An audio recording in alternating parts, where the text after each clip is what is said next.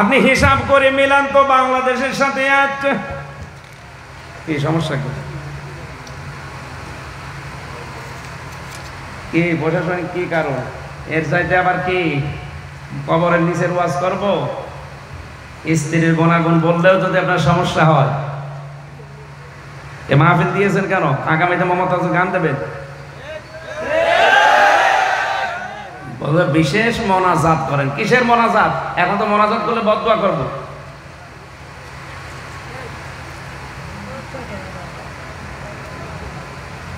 খেলা করার জন্য। সম্মানিত ভাইরা, আমরা যে 8টা গুণ বলার জন্য বসেছিলাম, আমি তাফসীর আকারে কথা বলছিলাম ইবনে কাসির থেকে, নাকি বানিয়ে বানিয়ে বলছি?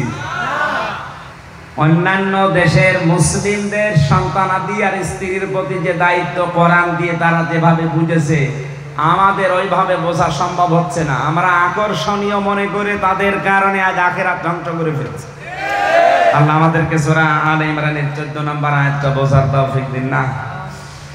আমরা প্রশাসন এবং আইনের প্রতি শ্রদ্ধাশীল, দেশে যারা দায়িত্বে আছে তাদের প্রতি শ্রদ্ধাশীল। এর জন্য কি কি কি কারণে আপনি বন্ধ করে দিলেন আমি জানি না। আমি তো আর আবু জেহেল দেখি নাই।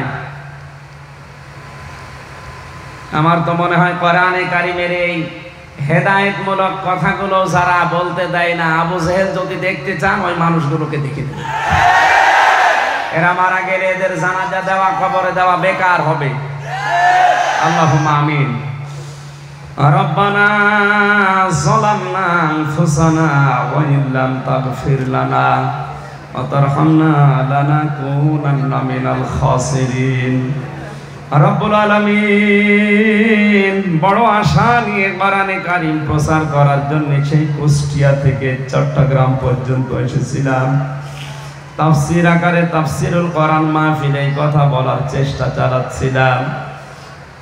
যতটুকুই বলেছি আমাদেরকে তুমি মেনে চলার তৌফিক দাও, আমিন। এ মাহফিলের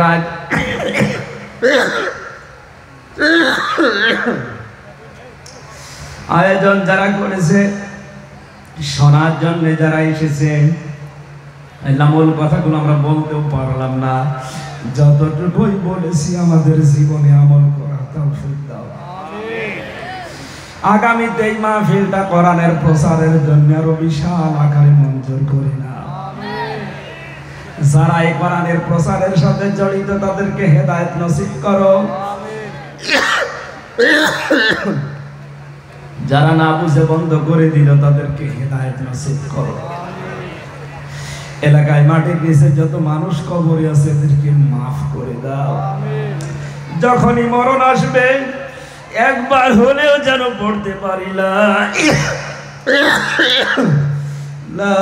ইলাহা ইল্লাল্লাহু মুহাম্মাদুর রাসূলুল্লাহ সাল্লাল্লাহু আলাইহি ওয়াসাল্লাম।